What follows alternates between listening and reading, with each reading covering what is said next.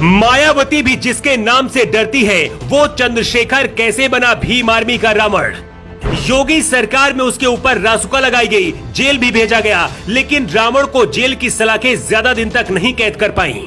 जिस तरह से मायावती को कुछ दलित अपनी देवी समझते हैं, उसी तरह से रावण को कुछ लोग अपना मसीहा मानते हैं। जिस गांव में रावण पैदा हुए, उसी गांव के करीब ही उन पर गोली चलाई गई है।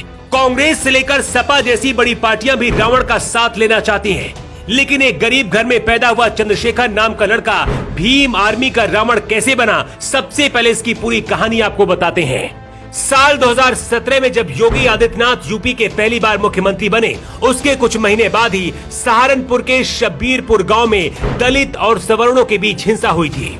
इस हिंसा के दौरान एक संगठन उभर कर सामने आया, जिसका नाम था भीम आर्मी, और इस संगठन के संस्थापक और अध्यक्ष है चंद्रशेखर। पेशे से वकील चंद्रशेखर के परिवार में 2 बहनें हैं और 2 भाई।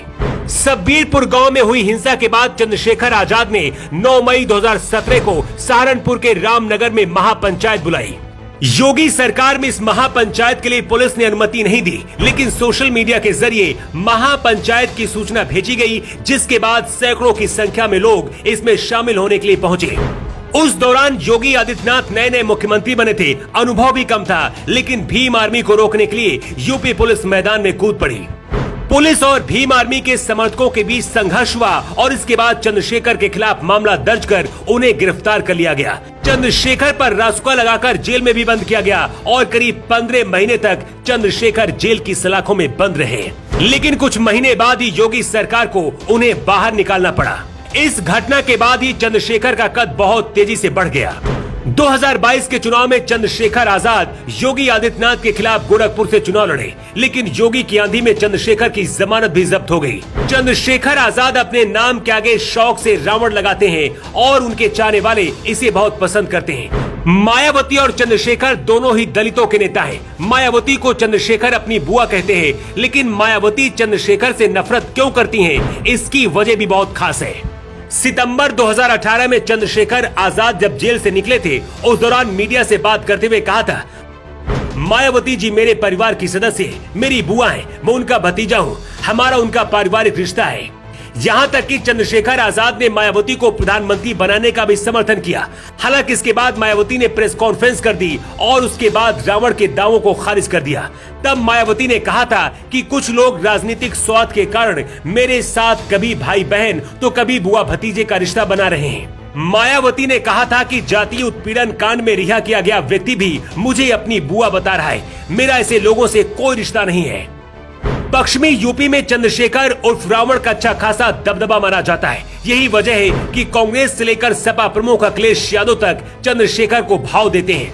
रावण कई बार मायावती से मिलकर बीएसपी से जुड़ने की कोशिश कर चुके हैं, लेकिन मायावती ने उन्हें भाव नहीं दिया।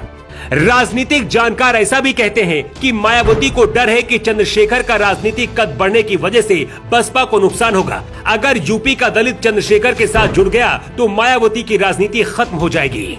भीम आर्मी दलित युवकों का एक पसंदीदा संगठन माना जाता है। सोशल मीडिया पर भी इस संगठन से लाखों लोग जुड़े हुए हैं। खास बात यह है कि इस संगठन में दलित युवकों के साथ साथ पंजाब हरियाणा के सिख युवा भी जुड़े हैं। सहारनपुर, शामली, मुजफ्फरनगर समेत पश्चिमी यूपी में ये संगठन अपनी खास पहचान बनाए हुए है। पिछले कुछ सालों से आपने देखा होगा कि यूपी से बाहर निकलकर दूसरे राज्यों में दलितों पर हुए अत्याचार पर रावण अपनी आवाज उठाते रहे हैं। चंद्रशेखर आजाद पर सहारनपुर के देवबंद में जानलेवा हमला हुआ है। दिल्ली से अपने घर छुटमलपुर कस्बे जाते समय उन पर 4 राउंड फायरिंग हुई। इस हमले में चंद्रशेखर आजाद बाल बाल बच गए। अखिलेश यादव से लेकर बीजेपी विरोधी दल इस हमले के बाद योगी सरकार को घेर रहे हैं। वैसे चंद्रशेखर रावण पर जिस तरह से जानलेवा हमला किया गया, उसे लेकर आपकी क्या राय है, कमेंट बॉक्स पर लिखकर जरूर बताएं। इसके साथ ही ये भी बताएं कि चंद्रशेखर आजाद उर्फ रावण की राजनीति को लेकर आप क्या सोचते हैं। द राष्ट्रहित के लिए ब्यूरो रिपोर्ट।